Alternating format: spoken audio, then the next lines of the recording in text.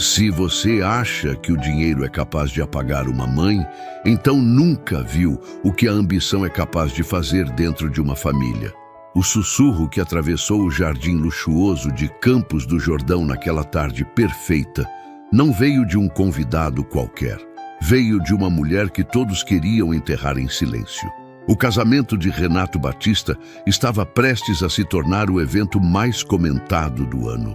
Jornalistas, empresários, artistas e famílias influentes se espalhavam pelo jardim, decorado com arranjos brancos e cristais reluzentes, enquanto músicos afinavam seus instrumentos ao fundo. Tudo ali era cálculo, poder e aparência. Cada detalhe havia sido escolhido para parecer inalcançável. Cada cadeira ocupada por alguém que queria ser visto. No altar, Bianca Montenegro brilhava. Seu vestido cintilava sob a luz do entardecer. Seu sorriso treinado dominava todos ao redor. Ela parecia intocável, inquestionável. Mas bastou um único som destoante naquele cenário perfeito para tudo começar a ruir. Primeiro vieram os cochichos, depois o silêncio desconfortável. Em seguida, todos os olhares se voltaram para a lateral do jardim. Uma figura avançava lentamente pelo corredor improvisado entre as mesas e cadeiras de luxo. Uma mulher frágil, magra demais, roupas simples demais, olhos fundos demais, irreconhecível. Alguns convidados recuaram como se a presença dela fosse entreolharam, tentando descobrir quem havia cometido o erro de deixá-la entrar ali.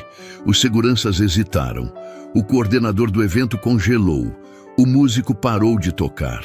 E quando ela ficou completamente sob a luz do altar, uma verdade impossível de ignorar atingiu Renato Batista como uma lâmina invisível. Aquela mulher era sua mãe, Dona Benedita.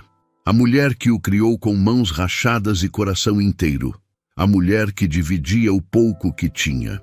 Que guardava os melhores pedaços de comida para ele. Que enfrentava dias sem saber o que colocaria na mesa, mas ainda assim sorria só por vê-lo crescer. Agora, ali estava ela, abandonada, desgastada, esquecida, mas em pé. Renato sentiu o estômago embrulhar, a garganta secar, o mundo girar por um segundo. Ele tentou manter a postura, mas seu corpo já não obedecia ao papel de homem poderoso que vestia todos os dias. Dona Benedita deu mais alguns passos hesitantes, apoiando-se na própria força, como quem atravessa uma tempestade invisível. Seus olhos encontraram os dele, e embora o corpo estivesse fraco, havia algo novo naquele olhar. Consciência, coragem e uma decisão. Com a voz cansada, mas firme o suficiente para rasgar o silêncio do lugar, ela perguntou: "Eu fui convidada, meu filho? Obrigada pelo convite. Achei que não fosse mais lembrada."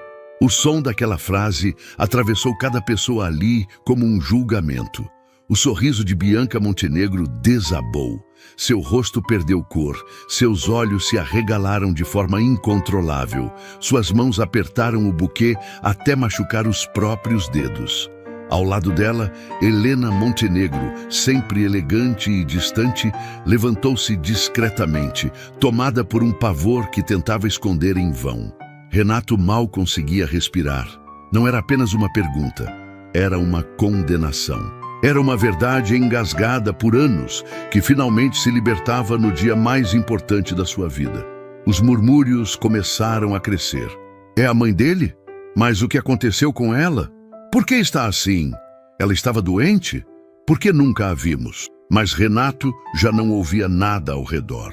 Seus olhos percorriam cada detalhe do corpo de Benedita, cada osso aparente, cada marca, cada olhar que implorava não por piedade, mas por reconhecimento. Ali, bem atrás dela, quase invisível, estavam os olhos marejados de Miriam Rocha, a mulher que durante semanas havia sido o único braço, a única voz, o único carinho de Benedita naquele lugar isolado onde a haviam deixado desaparecer do mundo. Miriam não falava, não precisava. Sua presença ali já era parte de uma revelação que em breve destruiria tudo. O vento parou. As flores pareceram murchar sob o peso daquela tensão. O luxo virou constrangimento. A festa virou tribunal. O altar virou palco de uma verdade impossível de esconder. Renato finalmente piscou, engoliu em seco e deu um passo em direção à mãe. Mas ele já sabia, no fundo da própria alma, que aquilo não era um simples reencontro. Era o começo do fim de uma mentira cuidadosamente construída. E pela primeira vez em muitos anos, uma pergunta ecoou dentro dele com força suficiente para destruir toda a sua glória. O que fizeram com a minha mãe enquanto eu escolhia o luxo ao invés do amor? E naquele instante, enquanto Bianca tremia em silêncio e o mundo inteiro parecia parar para assistir à queda de sua imagem perfeita, Renato compreendeu uma dolorosa verdade. Algumas feridas não sangram. Elas apenas esperam o momento certo para aparecer diante de todos. Antes de existir o milionário respeitado pelos grandes nomes do mercado, o homem que pisaria em um altar de luxo em Campos do Jordão, existia apenas um menino chamado Renato, sentado no chão de uma casa simples, segurando um pedaço de pão seco entre os dedos pequenos. A casa tinha paredes manchadas de umidade, telhas que vazavam quando a chuva caía mais forte e um cheiro constante de café queimado misturado com madeira velha. Não havia luxo, não havia silêncio elegante. Só havia barulho de vida real, panela batendo, chinelo arrastando no chão, galinha no quintal e a voz firme de uma mulher que nunca aceitou se render à miséria. Dona Benedita. Ela acordava antes do sol, lavava a roupa para fora, passava ferro em camisas de gente rica, limpava casas de famílias que nunca saberiam seu nome completo e ainda encontrava força para sorrir quando Renato chegava da escola. Como foi hoje, meu filho? Era sempre assim, mesmo cansada, mesmo ferida, mesmo com dor nas costas e a pele rachada pelo sabão barato, ela fazia questão de ouvir sua história do dia, como se cada palavra dele fosse um prêmio. Renato cresceu ouvindo que a vida não devia ser daquele jeito, que ele era diferente, que tinha um brilho especial que o mundo ainda não via.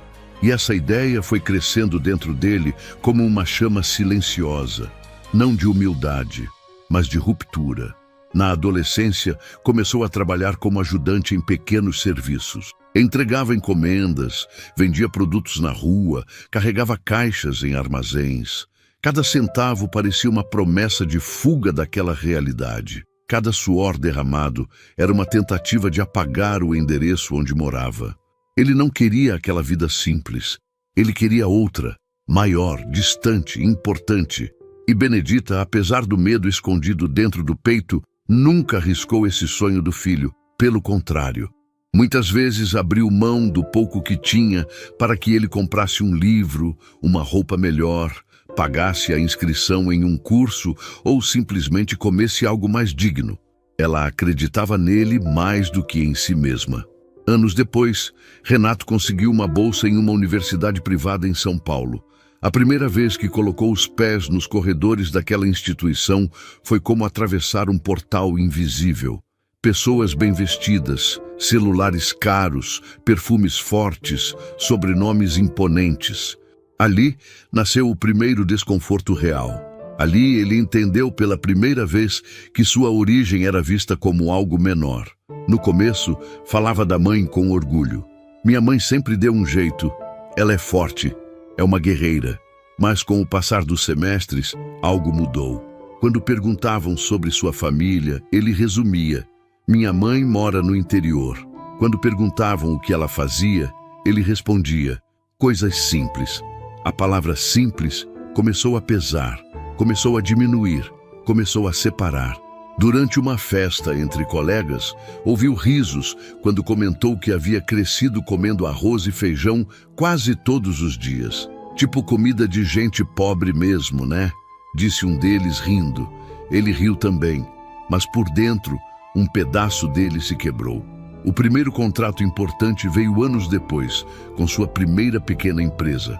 Depois apareceu um investidor, depois outro. Renato cresceu, acumulou dinheiro, contatos, respeito e um novo sobrenome simbólico. Sucesso. E junto com tudo isso veio Bianca Montenegro. Ela conheceu Renato em um evento empresarial em São Paulo. Elegante, olhar frio, sorriso treinado. Falava várias línguas, estudara fora, rodeada por pessoas influentes e uma postura que fazia todos ao redor se sentirem menores, menos ele. Ela o via como projeto, como ascensão, como ferramenta para fortalecer o próprio império familiar. Você é diferente, dizia, tocando levemente seu braço em público. Veio de baixo, mas chegou longe. Isso impressiona, e ele acreditava que aquilo era amor. No início, Bianca parecia admirar sua história. Dizia achar lindo ele ter vindo de uma família humilde, que respeitava sua mãe, que via valor em sua trajetória. Mas tudo era fachada. Com o tempo, começaram as frases sutis. Sua mãe não gostaria desse ambiente, amor. Acho que seria confuso demais para ela. Ela não se sentiria bem perto dessas pessoas. E Renato, em vez de defender Benedita, permanecia em silêncio. Talvez você tenha razão, respondia, evitando o assunto. Sem grandes discussões, sem cenas dramáticas, a distância começou a crescer. Primeiro ele passou a visitá-la menos. Depois, ligava apenas aos domingos. Mais tarde, as ligações ficaram quinzenais, até que, em algum ponto, ele simplesmente parou. Não por raiva, mas por conveniência. Dona Benedita ainda falava dele para as vizinhas com brilho nos olhos. Meu filho está vencendo na vida, trabalha com gente importante, vive numa cidade linda. E era essa esperança que a fazia suportar a ausência. Mas ela não percebia que o mundo que ele havia escolhido já não tinha espaço para ela. E era exatamente ali, naquele silêncio crescente entre mãe e filho, que Bianca Montenegro começava a desenhar, com cuidado e frieza, o plano perfeito para apagar Dona Benedita da vida de Renato Batista. E naquele momento, ela estava quase conseguindo. Se alguém observasse de fora, diria que Renato Batista tinha vencido tudo na vida. Dinheiro, prestígio, influência e uma mulher considerada perfeita pelo círculo da alta sociedade. Bianca Montenegro não era apenas bonita, ela era estratégica. Cada palavra sua parecia cuidadosamente escolhida, cada gesto ensaiado para causar o impacto certo. Crescida entre reuniões políticas, festas fechadas e contratos milionários, aprendera muito cedo que o mundo pertencia a quem sabia controlar as narrativas, mesmo que para isso fosse preciso apagar pessoas.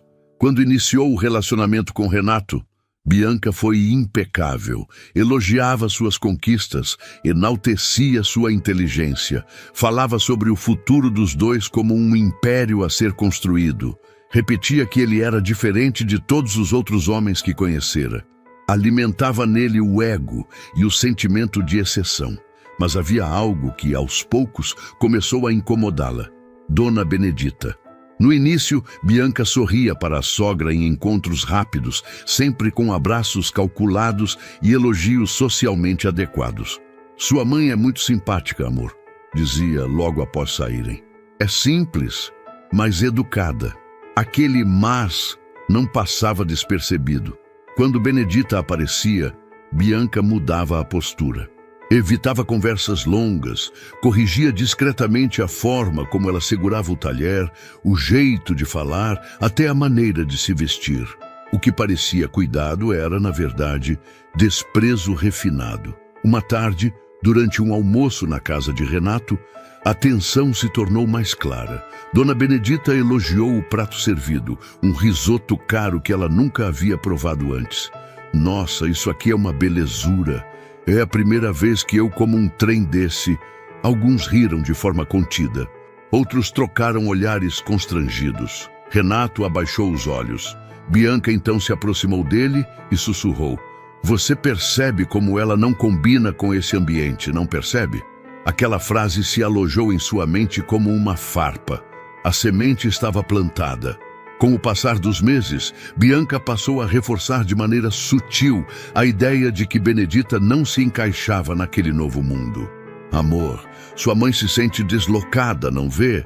Acho que esse estilo de vida confunde ela. Talvez fosse melhor ela ficar em um lugar mais tranquilo. E Renato, já completamente envolvido em reuniões, viagens, contratos e luxos impensáveis para o menino que foi um dia, começou a concordar. No fundo, ele também sentia vergonha.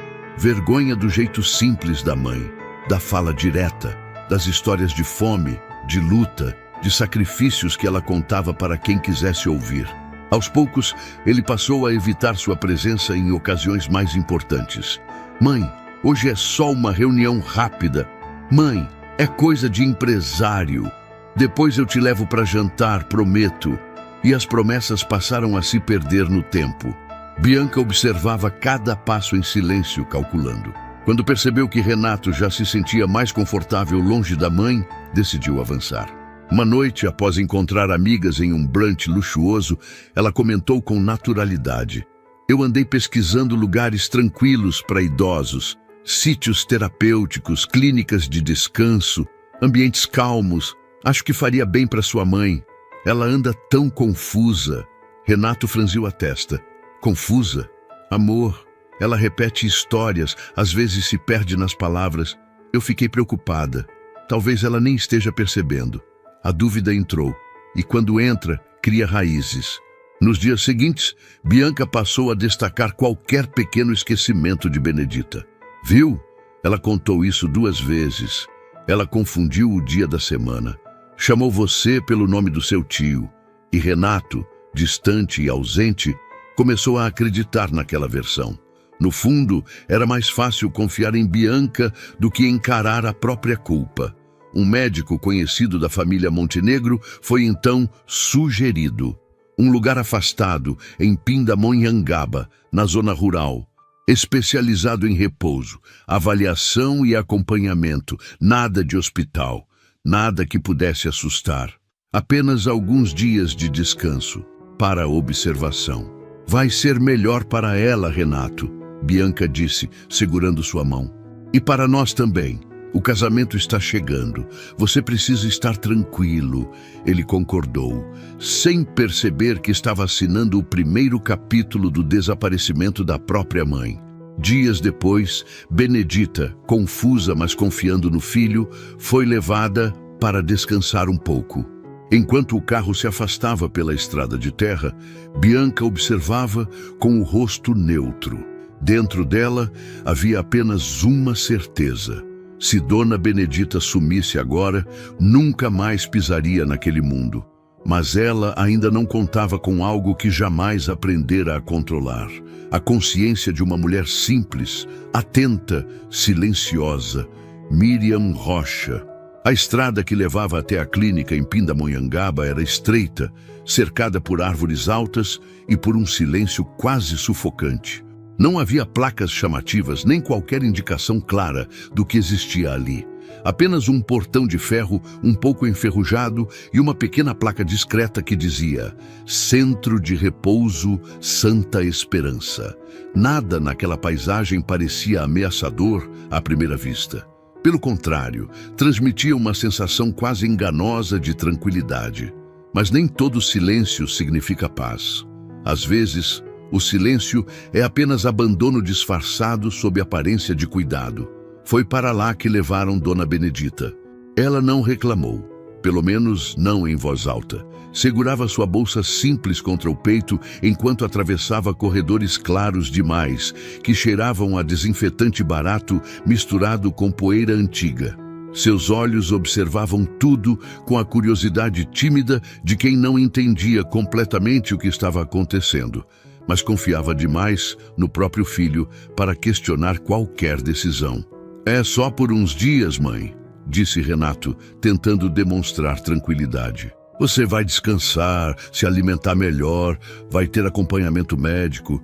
Depois do casamento eu venho te buscar. Benedita assentiu com um sorriso fraco, mas cheio de fé. Se é pro meu bem, meu filho, respondeu com aquela doçura de quem sempre acreditou mais nos outros do que em si mesma. Bianca observava a cena em silêncio absoluto. Para quem olhasse de fora, parecia apenas uma mulher atenciosa e preocupada com o bem-estar da sogra. Mas, por dentro, sentia alívio. Uma tranquilidade fria, quase imperceptível. Quando saíram dali, Renato não olhou para trás. E Benedita não percebeu que aquela seria a última vez que veria o rosto do filho por um longo tempo. Nos primeiros dias, ela ainda acreditava que tudo aquilo era passageiro. Perguntava às enfermeiras quando Renato viria visitá-la. Perguntava se poderia usar um telefone para ligar para ele. Perguntava se ao menos ele havia deixado algum recado. As respostas, porém, eram sempre vagas, desconectadas, impessoais. Ele anda ocupado, dona Benedita. O médico pediu para a senhora evitar agitação. Depois ele entra em contato. Com o passar do tempo, perguntas começaram a ser vistas como incômodo, e o que havia sido apresentado como repouso começou a se transformar em isolamento. Dona Benedita não tinha acesso a telefone, não recebia visitas. Vivia em um quarto pequeno, com uma janela que mal abria e deixava passar quase nenhuma luz do sol. Sua alimentação era simples demais. Seus horários, rigidamente controlados. Seu mundo resumia-se àquelas paredes silenciosas, divididas com outras mulheres que quase não falavam, cada uma perdida em sua própria ausência. Mas havia uma exceção naquele lugar. Todas as manhãs, uma mulher simples cruzava os corredores empurrando um carrinho de limpeza, levando um balde e uma vassoura. Não usava uniforme bonito. Seus cabelos eram presos de qualquer jeito, mas seus olhos ainda carregavam vida e atenção.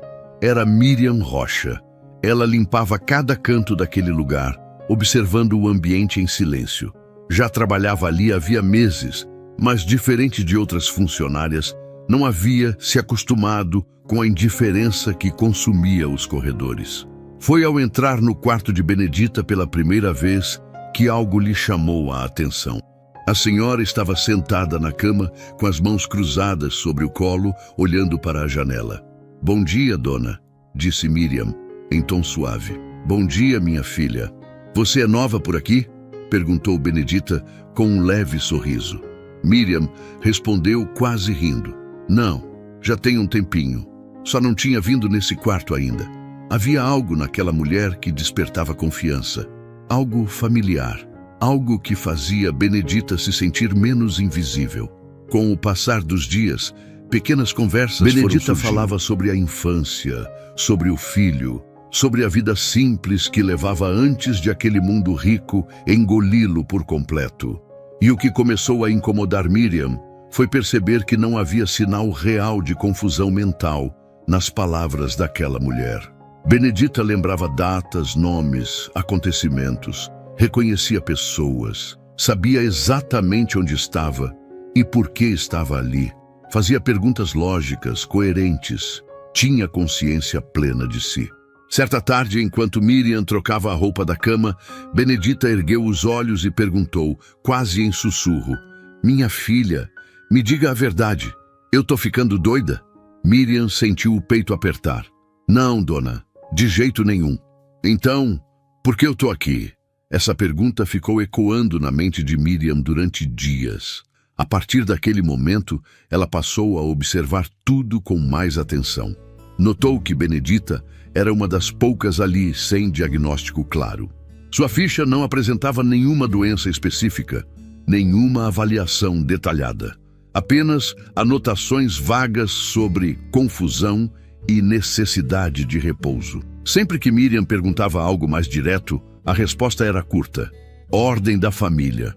Certa noite, enquanto limpava o corredor escuro, ouviu duas funcionárias conversando em voz baixa. "Essa é a tal que a Nora mandou pra cá, né? Dizem que é parente de cliente importante. Melhor que suma mesmo." O coração de Miriam disparou. E de repente tudo começou a se encaixar. Enquanto isso, Benedita também empezava a perceber que estava completamente esquecida. Dias viravam semanas. As semanas se transformavam em meses. E mesmo assim, ela nunca amaldiçoou o filho. Nunca falou mal dele. Pelo contrário, "Meu Renato deve estar ocupado demais. Ele é um homem importante agora", dizia baixinho, com os olhos cheios de lágrima. Miriam apenas segurava sua mão, mas, dentro do próprio peito, Uma decisão começava a nascer. Se ninguém iria salvar aquela mulher, então ela mesma salvaria. E enquanto o mundo lá fora se preparava para um casamento de luxo, dentro daquela clínica esquecida, uma mulher simples começava a planejar algo capaz de mudar o destino de todos eles. Os dias dentro daquela clínica passaram a ter um peso diferente desde que Miriam começou a se aproximar de Dona Benedita. Já não era apenas uma funcionária entrando em seu quarto com um pano úmido nas mãos. Agora havia ali uma presença real, um cuidado silencioso, uma escuta verdadeira que fazia diferença para uma mulher que, até então, só conhecia a solidão. Benedita passou a esperar pela chegada dela todos os dias, contando as horas em silêncio, como quem espera por um raio de sol em meio a um inverno interminável. Eram nos minutos roubados entre uma limpeza e outra que as duas conversavam em sussurros. Falavam sobre o passado, sobre lembranças antigas, sobre o cheiro de café passado no pano e sobre receitas simples que nunca mais haviam sido feitas. Pouco a pouco, Miriam começou a entender algo que ninguém ali dentro parecia se importar em enxergar. Dona Benedita não estava confusa, não estava perdida, como insistia sua ficha médica. Sua mente estava clara, seu olhar era consciente, sua dor não era loucura. Certa tarde, enquanto varria o chão, Miriam a ouviu cantar baixinho uma música antiga, dessas que atravessam gerações. A voz fraca, mas afinada, preenchia aquele quarto abafado com uma delicadeza quase sagrada. "Quem lhe ensinou essa canção?" perguntou Miriam. "Minha mãe", respondeu Benedita, abrindo um sorriso pequeno. Ela cantava isso enquanto lavava roupa no rio. Em seguida, seus olhos encontraram os de Miriam e ela completou em tom firme: "Eu não estou doida, minha filha. Eu lembro de tudo. Só fico triste porque ninguém me escuta." Naquele momento, algo se partiu dentro de Miriam. A partir desse dia, ela passou a observar tudo ao redor com um olhar atento. Anotava mentalmente cada detalhe estranho: a ausência de exames reais, a inexistência de laudos claros, as medicações inconsistentes, as anotações vagas, as ordens vindas sempre da família, o abandono disfarçado de cuidado. Aquele lugar não era repouso, era uma prisão. Enquanto isso, do lado de fora, a vida de Renato seguia acelerada. Ele já não perguntava pela mãe, já não ligava, não visitava. Estava completamente tomado por contratos, viagens, reuniões intermináveis e principalmente pelos preparativos do casamento. Bianca, por sua vez, estava cada vez mais obsessiva pelo controle. Revisava listas de convidados, criticava funcionários, alterava detalhes de última hora, dava ordens sem cessar. Tudo precisava girar em torno da imagem perfeita que ela queria projetar. E em nenhum momento o nome de Benedita era mencionado. Era como se ela nunca tivesse existido. Mas dentro de uma clínica esquecida no interior paulista, duas mulheres unidas pela injustiça começavam a construir algo que ninguém poderia impedir.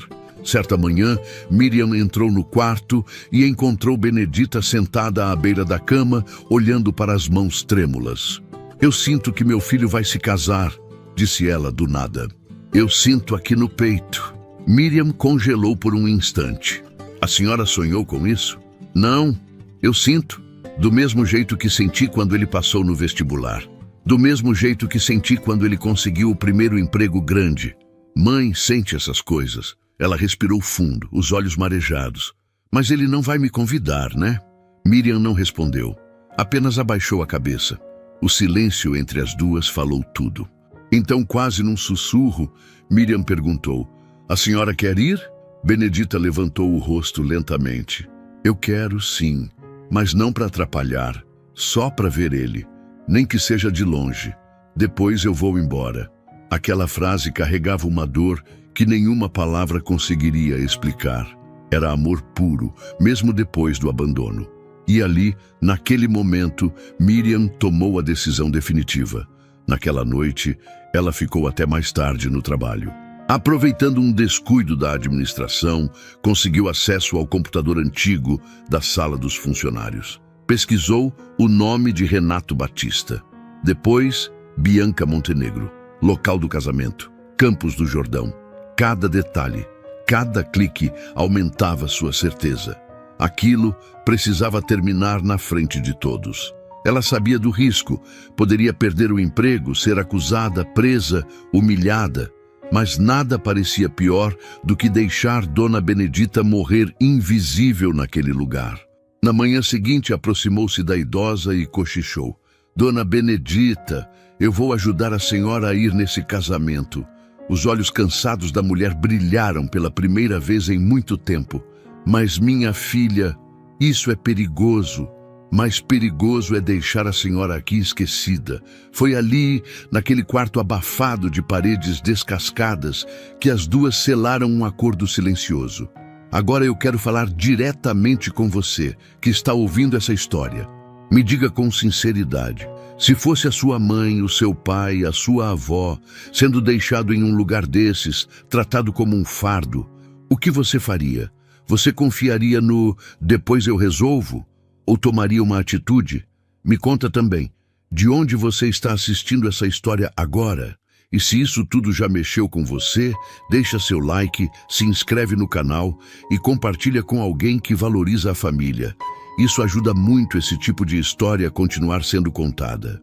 Agora volta comigo, porque o que elas estão prestes a fazer muda tudo, sem que ninguém soubesse. Enquanto convites luxuosos eram entregues em envelopes dourados, dentro daquela clínica, uma passagem muito mais importante começava a ser escrita. A passagem de uma mãe esquecida, de volta para a vida, ou para a sua última verdade diante do mundo. Campos do Jordão estava exatamente como Bianca queria. O céu limpo, o frio elegante, a neblina envolvendo as montanhas, como se o próprio ambiente tivesse sido moldado para um espetáculo perfeito. Tudo ali parecia uma fotografia viva, bela demais, calculada demais.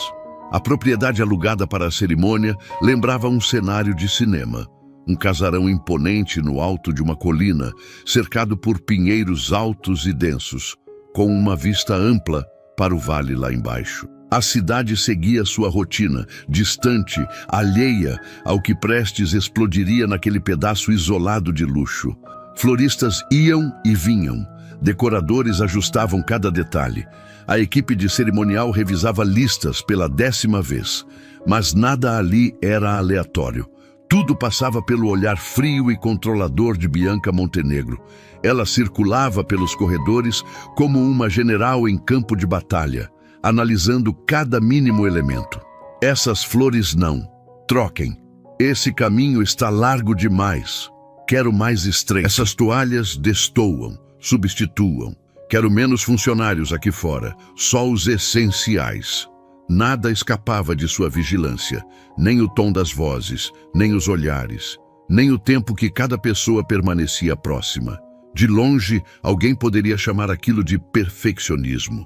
Mas havia algo mais profundo ali, uma tensão que não combinava com alegria, uma vigilância que não combinava com amor. Bianca não estava apenas organizando um casamento, ela estava protegendo um segredo. Enquanto isso, Renato permanecia em outro cômodo do casarão, rodeado por amigos, assessores e 2 de seus principais sócios. Conversavam sobre investimentos, contratos internacionais, expansão da empresa para outros países. Ele transitava entre 2 mundos, o do homem poderoso e o do noivo que em poucas horas estaria oficialmente casado. Mas por dentro, algo não se alinhava. Ao assinar um documento, sua mão parou no meio da folha. Ficou imóvel por alguns segundos. "Está tudo bem?" perguntou um dos sócios.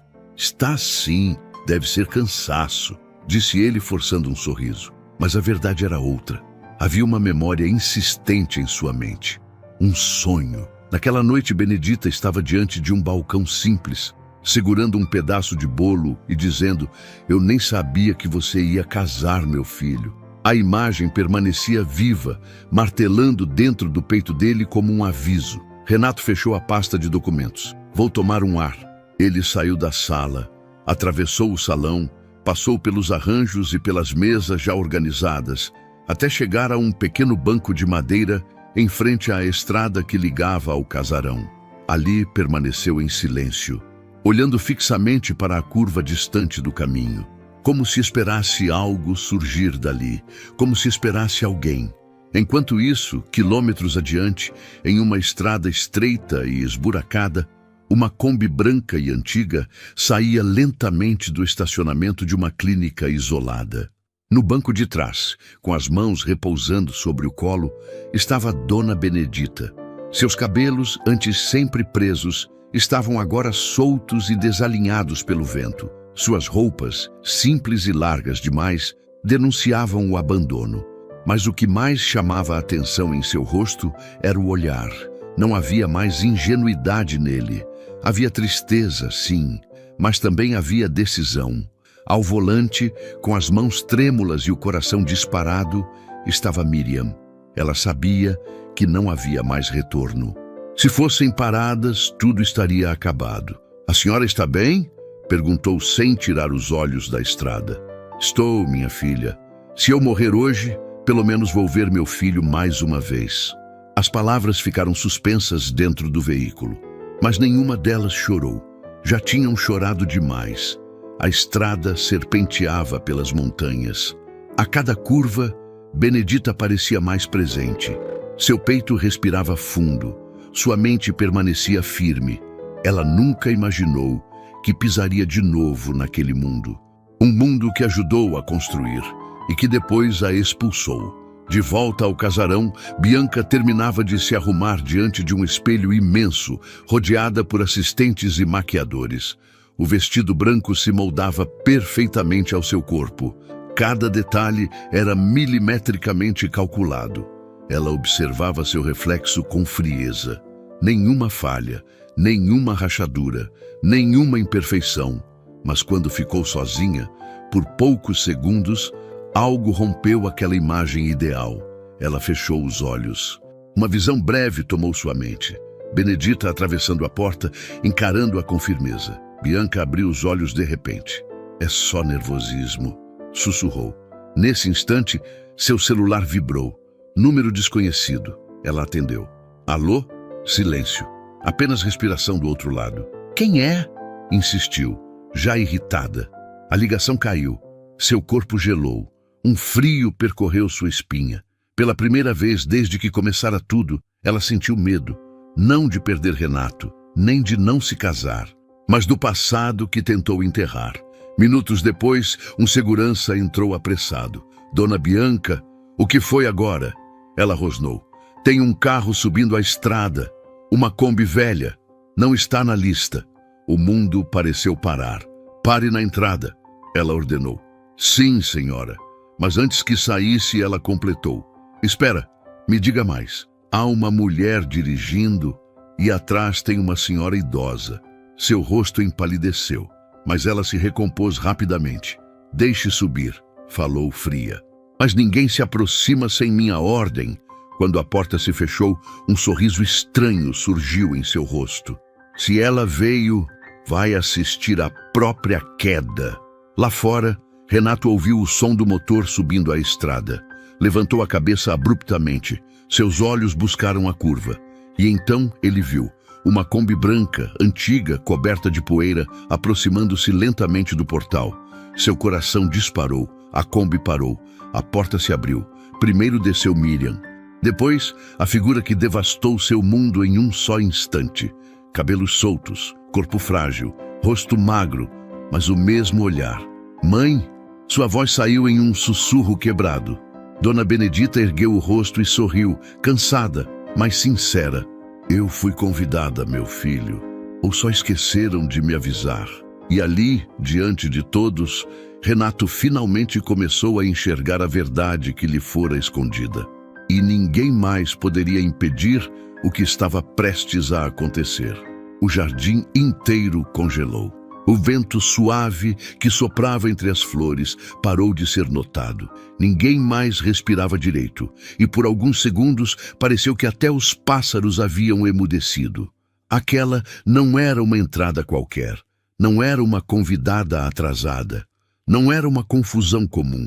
Era a mãe do noivo, irreconhecível, surgindo em plena cerimônia, como um fantasma vivo que se recusava a ser enterrado pelo tempo e pelo esquecimento. Os músicos pararam, as taças ficaram suspensas, as conversas viraram sussurros cortados pela tensão. "Quem é essa?" alguém murmurou. "É a mãe dele?" Outra voz perguntou, cheia de dúvida. Renato deu 2 passos em direção a ela, como se fosse puxado por algo invisível e incontrolável. "Mãe, o que aconteceu com a senhora?" perguntou, sentindo a própria voz tremer. Dona Benedita observou tudo ao redor. O luxo exagerado, os sorrisos falsos, a maquiagem impecável, o brilho vazio daquele cenário que nunca lhe pertenceu. "Eu também gostaria de saber, meu filho, porque eu acordei em um lugar escuro, onde diziam que eu era doida e que não merecia mais ver a luz do dia." Algumas pessoas levaram a mão à boca, outras escondiam o espanto em copos de champanhe que já não conseguiam beber. Atrás de Renato, uma voz cortou o ar como uma lâmina. "Benedita, por favor, a senhora devia ter ficado onde estava." Era Bianca, segurando o buquê com tanta força que suas mãos estavam brancas. "Aqui não é lugar para você. Isso é uma festa de respeito." Benedita a encarou com calma e dignidade. "Mas é lugar para a moça que mandou me trancarem numa clínica, dizendo que eu não batia mais bem da cabeça?" Um burburinho correu pelo jardim, se espalhando entre os convidados feito pólvora. "Do que ela está falando?" Renato perguntou, virando-se para Bianca, já sentindo a verdade ferir. "Amor, isso é delírio." Bianca forçou um sorriso. "Ela sempre foi confusa, você sabe disso." Antes que continuasse, Miriam se colocou à frente, firme como uma muralha. "Ela não é confusa. Confuso é o teatro que você montou." Todos agora ouviam sem desviar o olhar. Nem os celulares se moviam. "Por 2 meses, Renato," Miriam disse. "Ela esteve numa clínica que você nunca escolheu, em um quarto frio e esquecido. E quem respondia quando você perguntava por ela?" Renato fechou os olhos, tomado pela culpa.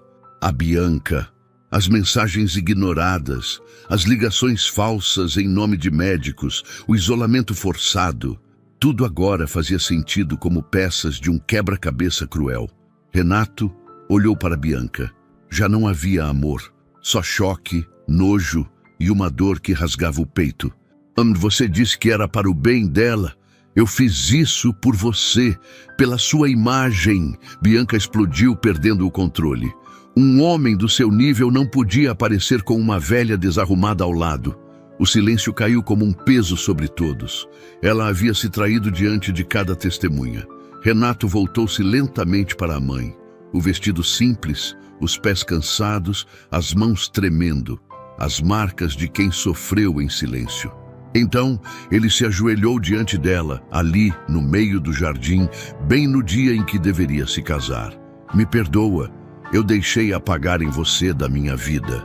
Benedita tocou seu rosto com um gesto de mãe que nunca deixou de amar. "Eu já te perdoei há muito tempo, mas hoje quem precisa se escolher sou eu." Bianca arregalou os olhos, completamente abalada. Escolher o quê? Escolher não ser mais descartada, não ser mais calada, não ser mais tratada como um estorvo. Escolher viver com dignidade, mesmo que seja sozinha. Bianca tentou procurar apoio nos convidados, nos próprios pais, mas todos desviavam o olhar. Ela estava sozinha, exposta diante da verdade. "Eu não vim aqui competir por homem nenhum." Benedita continuou com voz firme. "Eu só vim mostrar a ele quem você realmente é." Renato se levantou, posicionando-se frente a frente com Bianca. "Tudo que eu construí, você tentou contaminar com sua mentira," ele disse. Bianca chorava em desespero, já sem máscara. "Eu te dei tudo e roubou a minha alma no processo." Ali, entre flores, cadeiras espalhadas e olhares atônitos, todos entenderam. Aquele casamento não iria acontecer. Naquele jardim, diante de todos, Renato Batista finalmente viu, de forma clara, dolorosa e definitiva, o que a mulher que ele chamava de esposa havia feito com a própria mãe dele. O destino de todos ali foi alterado para sempre, e aquele silêncio pesado marcaria suas memórias como uma ferida aberta, impossível de ser esquecida, por mais que os anos passassem naquele exato instante decisivo. O silêncio que tomou conta do jardim não era comum. Não era daquele tipo respeitoso que acontece em cerimônias solenes. Era um silêncio pesado, espesso, carregado de choque, vergonha e julgamento. Ninguém ousava falar em voz alta, mas todos pensavam a mesma coisa. No centro das flores brancas, do tapete delicado e da decoração de conto de fadas, estava Bianca Montenegro, vestida impecavelmente de branco, com joias reluzentes e maquiagem perfeita. Ela parecia uma peça deslocada no próprio cenário. Sua imagem, antes construída com tanto cuidado, agora se desfazia diante dos olhos de uma das elites mais influentes de Campos do Jordão. Advogados, empresários, investidores, herdeiros, socialites, figuras públicas, todos haviam presenciado a revelação. A bela noiva, símbolo de status e poder, havia contribuído para que uma idosa fosse trancada, esquecida e silenciada, apenas por vergonha de sua origem humilde. Isso é doentio. Eu jamais imaginaria isso dela. Como alguém consegue fazer uma coisa dessas? Os comentários começaram discretos, mas logo se tornaram murmúrios mais altos, cortantes, implacáveis. Já não havia mais cerimônia. Havia apenas exposição. Alguns convidados pegaram celulares, outros começaram a gravar. As câmeras se erguiam com a mesma rapidez com que as pessoas se afastavam dela. Cada passo que davam para trás era como uma sentença silenciosa, um julgamento coletivo que não precisava de juiz. Bianca girava em círculos, desesperada, procurando um rosto aliado, um gesto de apoio, uma mão que a puxasse daquela humilhação pública. Mas as mulheres que antes a elogiavam desviavam o olhar. Os homens que disputavam sua atenção agora a evitavam, como quem foge de uma verdade incômoda. Nem mesmo seus próprios pais conseguiram sustentá-la com o olhar. Tudo que ela construiu, em anos de aparência impecável, ruiu em questão de minutos. E, no epicentro daquela implosão, estava Dona Benedita. Ela não gritava, não xingava, não humilhava. Ela apenas observava em silêncio, como quem já passou pela dor e agora a vê de longe. Havia em seus olhos algo que muitos ali nunca tinham conhecido: dignidade. Uma dignidade que esmagava todo aquele luxo vazio. E pouco a pouco, os convidados começaram a entender que aquela mulher simples carregava um tipo de riqueza nenhuma conta bancária poderia alcançar: caráter. Renato permanecia ao lado da mãe, respirando fundo, lutando contra a avalanche de culpa que o atingia. A cada segundo, ele se lembrava de um momento que ignorou, de uma chamada que não atendeu, de uma visita que foi adiada. Agora, tudo fazia sentido. Ele se virou para os convidados e, em um gesto definitivo, levantou a voz. Esse casamento acabou aqui. E eu preciso pedir desculpas publicamente a uma pessoa que eu deveria ter protegido desde o primeiro dia da minha vida. Ele então se voltou para Benedita com lágrimas contidas e orgulho ferido. A senhora não vai embora sozinha, nunca mais. Dona Benedita assentiu devagar, mas seu olhar não carregava dependência, carregava escolha. Eu não quero vingança, meu filho, respondeu com serenidade. Eu só quero voltar a ser gente. Aquelas palavras atravessaram o jardim como uma corrente de verdade. Algumas mulheres convidadas choraram em silêncio. Outras deixaram a cabeça abaixada, envergonhadas. Alguns homens respiraram fundo, como se estivessem sendo confrontados com suas próprias atitudes em relação às pessoas mais frágeis de suas vidas. Porque não era apenas sobre Benedita. Era sobre todas as pessoas esquecidas, descartadas e tratadas como peso quando já não serviam para a imagem de ninguém. Miriam se aproximou devagar e segurou o braço da idosa, com suavidade. A senhora sempre foi gente, Dona Benedita. Eles é que esqueceram disso. Renato fez um gesto para um dos motoristas que aguardavam à distância. "Prepare o carro", pediu com tom firme. "Vamos sair daqui agora." Mas antes de partir, Benedita deu alguns passos em direção a Bianca. As duas ficaram frente a frente por um instante que pareceu eterno. Uma vestida para um conto de fadas falso, a outra marcada pela realidade da vida. "Eu realmente desejei que você fosse feliz ao lado do meu filho", disse Benedita num tom sereno. "Mas você escolheu ser maior que as pessoas e menor que o próprio coração." Bianca não respondeu. Não havia mais espaço para palavras. Só havia consequência. Minutos depois, a notícia já circulava como fogo. Os celulares vibravam, fotos e vídeos eram enviados a grupos e contatos. Mensagens cruzavam a cidade com velocidade brutal. Casamento milionário é cancelado após mãe do noivo aparecer abandonada. Noiva da elite é acusada de internar a sogra em clínica escondida. Humilhação, traição e escândalo em Campos do Jordão. A imagem de Bianca, antes sinônimo de elegância, começava a se transformar no imaginário coletivo. Agora, ela não era mais vista como a mulher perfeita, mas como a vilã de uma história real.